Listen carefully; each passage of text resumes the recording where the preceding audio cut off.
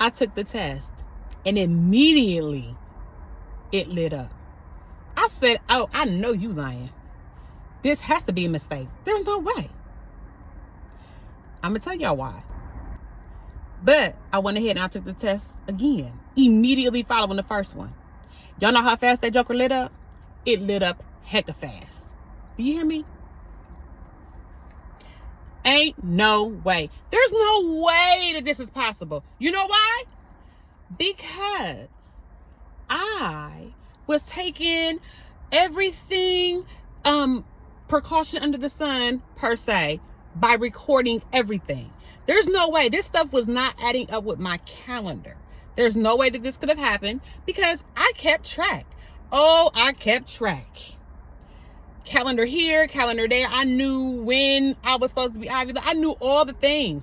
There is no way that this could have happened. Right? Oh, tell God that.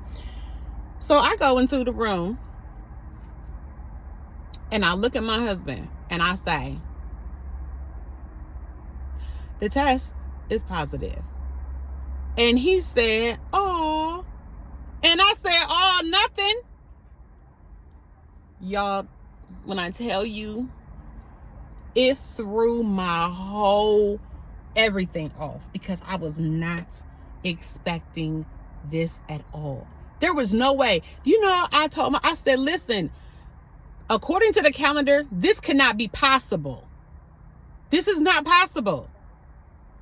A, because God ain't told me nothing. Like, I thought we was cool. And you ain't said nothing to me. But see, my husband reminded me that he had a dream about a year or so prior to me getting pregnant. And he told me about this dream that I didn't have any recollection of, that he had a dream that there was a little boy that looked just like our daughter. But instead, he had a lot more hair or something he had mentioned. But, oh, he was really, really fair skinned. And I said, he reminded me that I said, that's not our child. It must have been like somebody else in the family's child, because it clearly wasn't ours. So he reminded me of that dream. And I was like, yeah, but God didn't tell me nothing. So I don't even understand. I don't get it. I don't understand why he told you, he showed you. I've seen the other kids. God didn't tell me nothing. And usually he tell me some stuff. But he didn't show me this. He showed my husband. And my husband reminded me that. But was that supposed to make me still be like, oh, great, we're having a baby? Absolutely not. I was still upset. Very upset. Because again, the goals and the projection, the visions of the things that I thought were aligned with what God was wanting me to do, that wasn't it. As we progressed into the pregnancy, there were things that would just like happen. Okay, at the time I was like 40, so I was considered a geriatric pregnancy. Y'all, anyway, that was the first. Now, mind you, our daughter, you know, I was in my mid-30s. So, okay, I mean, you kind of getting watched or whatever, but not like when you hit 40 and you were geriatric pregnancy. Oh, okay. So there were some things that, you know, the testing that had to come along, and let it be known that, oh, Tim had been Timmin since the beginning. Okay. As we went along, there were some things that had come about.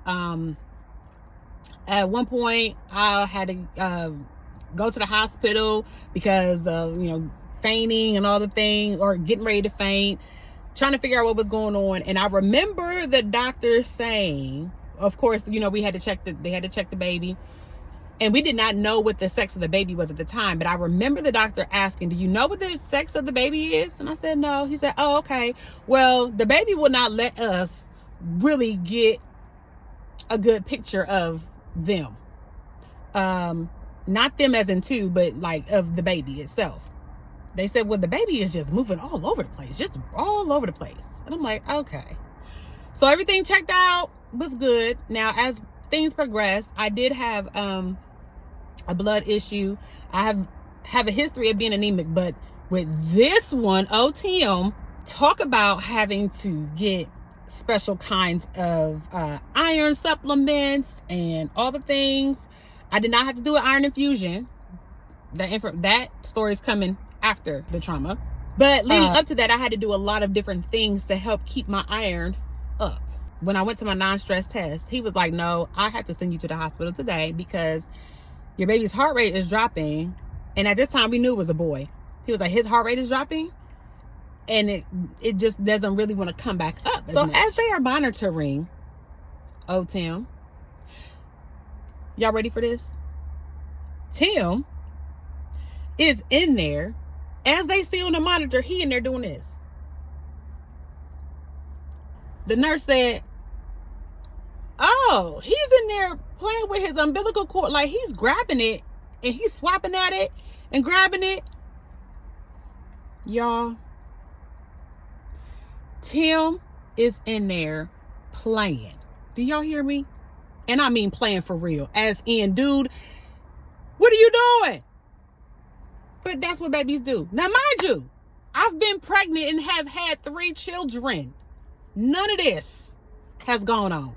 I've not had to experience none of this with Tim. With none of my other 3 kids. Tim? Listen. I'm coming back for part 3. And we're going to keep it moving. Because guess what? I'm going to get Tim from school.